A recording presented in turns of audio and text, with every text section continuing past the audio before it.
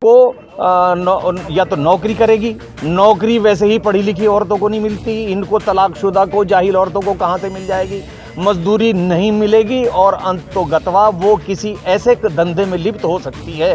उम्मीद है और डर है, खौफ है कि वो किसी धंधे में लिप्त हो जा करके वो अपना जिस्म फरोशी ना कर बैठे। ख़ास तौर से एक नज़रिया सामने, एक आवाम के सामने पेश करने के लिए, उसका फ़ायदा उठाने के लिए, या एक जो लोग उनसे दूर थे उनको नज़दीक लाने के लिए एक बेवजह का एक मुद्दा उन्होंने छोड़ा है, जिसकी पुरजोर मुखालफत होनी चाहिए और कहीं ना कहीं ये नुकसान मुस्लिम महिलाओं को होने वाला है। आज जो कानून 3 तलाक का जो पास हुआ है, इससे मुस्लिम ख़वातीन को बहुत बड़ा नुकसान हुआ है। जहां इसका मुस्लिम विरोध कर रहे थे, सरकार ने नहीं सुना बिल्कुल भी। सरकार को चाहिए था कि हमारे आइम्मा हजरात को बिठाती और तलाक को समझती क्या 3 तलाक क्या है। कानून अपना काम करेगा, लेकिन मैं आपको बताता हूं कि मुसलमान इसका जो 3 तलाक का मामला अपने ही घर में बैठ कर के हल करेगा, फिर धार्मिक रूप से ही हल होगा, क्योंकि धार्मिक रूप से महिला को कुछ ना कुछ फैसला मिल जाता है। सरकार को बिल पास करने से पहले उलमा से करनी चाहिए बात। 3 तलाक बिल को गलत ठहराते हुए जांच कराने की मांग। महिलाओं के साथ न्याय नहीं अन्याय। पति जेल जाएगा और उसकी पत्नी सड़कों पर भीख मांगेगी। बच्चों का पालन पोषण कैसे करेगी अकेली? कर सकती है कोई गलत काम? सरकार ने सबका साथ सबका विकास नहीं देखा, केवल अपना साथ अपना विकास देखा। ये सारे सवाल हमारे नहीं बल्कि उन मुस्लिम मर्दों के हैं जो औरतों को अपने पैर की जूती समझते हैं, जिन्होंने कभी भी उन औरतों के बारे में सोचा नहीं होगा और ना ही कभी उलमा के पास जाकर समाधान ढूंढने की कोशिश की होगी। आज से पहले ये नहीं दिखा कि तलाक कहने के बाद उन औरतों का क्या होता होगा। आज अचानक से इन लोगों के अंदर उन महिलाओं के लिए प्रेम जाग उठा जब सरकार ने 3 तलाक पर कानून बना दिया और जेल जाने का प्रावधान बना दिया और 3 साल तक उन मर्दों को जेल की हवा खाने के लिए सरकार ने मजबूर कर दिया।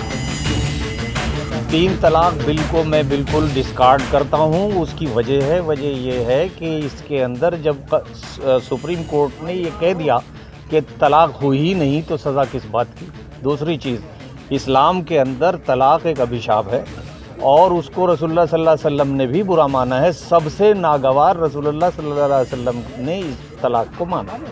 हमारा कहना ये है कि तलाक बिल तो पास किया, मगर मुझे एक शेर याद आ गया कि तलाक बिल पास करते वक्त जो था वो ये था जहन के अंदर, और हमारे जहन के अंदर जो है वो ये है कि उन्हीं का शहर है, कातिल वही, मुनसिफ भी वही, हमें यकीन है हमारा कसूर निकलेगा। हम लोगों को, हमारी औरतों को नुकसान पहुंचाने के लिए एक वक्त ऐसा आएगा, अंततोगत्वा एक वक्त ऐसा आएगा कि जब उसका शौहर जेल चला जाएगा तो वो उसको या तो नौकरी करेगी, नौकरी वैसे ही पढ़ी लिखी औरतों को नहीं मिलती, इनको तलाकशुदा को, जाहिल औरतों को कहाँ से मिल जाएगी, मजदूरी नहीं मिलेगी और अंततोगत्वा वो किसी ऐसे धंधे में लिप्त हो सकती है। उम्मीद है और डर है, खौफ है कि वो किसी धंधे में लिप्त हो जा करके वो अपना जिस्म फरोशी ना कर बैठे।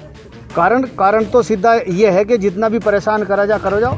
अब इसमें चंद औरतें हैं, चंद औरतों को जो है उन्हें पैसे दे करके, शायद मेरा अपना मानना है, मेरी अपनी निजी राय है, चंद औरतों को पैसा दे करके जो है उन्हें सारे में घुमा फिर के हम ऐसे करते हैं वैसे करते हैं, वो जो है वो बिल्कुल बेकार हैं। और वो जो है पैसे वाली औरतों को जो है वो, मैं नाम नहीं लूँगा, उनको पैसा देकर जो है उन्हें बाइट पे बिठाते हैं और उनके खिलाफ जो है इस तरह की रणनीति बना रहे हैं वो लोग। बहुत बड़ी नुकसान होगा इस चीज़ से। जी हाँ, देश में चल रहे 3 तलाक के मुद्दे पर विवाद हमेशा बढ़ता ही रहा, जिसको देखते हुए सरकार ने 3 तलाक बिल पास कर दिया, जिसमें सरकार ने 3 तलाक देने पर रोक लगाई, जिसके चलते मुस्लिम समाज में काफी रोष देखने को मिल रहा है।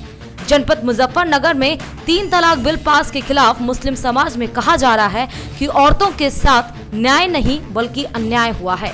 सरकार सिर्फ आने वाले दिनों में मुस्लिम महिलाओं को रोड पर धक्के खाते हुए या फिर किसी गलत काम जैसे कि जिस्म फरोशी में देखने को मिलेंगी। तलाक का बिल पास हुआ, लेकिन चल तो रहा था ये काफ़ी समय से, और हमारा यही कहना है कि अगर इस बिल को लागू करने से पहले सरकार जो धार्मिक गुरु हैं उनसे सलाह मशवरा करने के बाद लागू करती तो ज़्यादा अच्छा होता। आने वाले टाइम में जो है सड़कों पे शायद ऐसा ना हो जा, ऐसा ना कर दे ये लोग के भीख मांगनी पड़ जाए। अब ये बताओ, जिसके 3-3 4-4 बच्चे हैं, पति को तो भेज दिया इन्होंने जेल के अंदर 3 साल के लिए, क्या वो किसके लिए भीख मांगेगी वहाँ सड़कों पे जाके? मुजफ्फरनगर से एनडीटीवी भारत के लिए साजन सैनी की रिपोर्ट। देश दुनिया की ताज़ा तरीन खबरों से रूबरू होने के लिए सब्सक्राइब कीजिए आपका अपना चैनल एनडीटीवी भारत।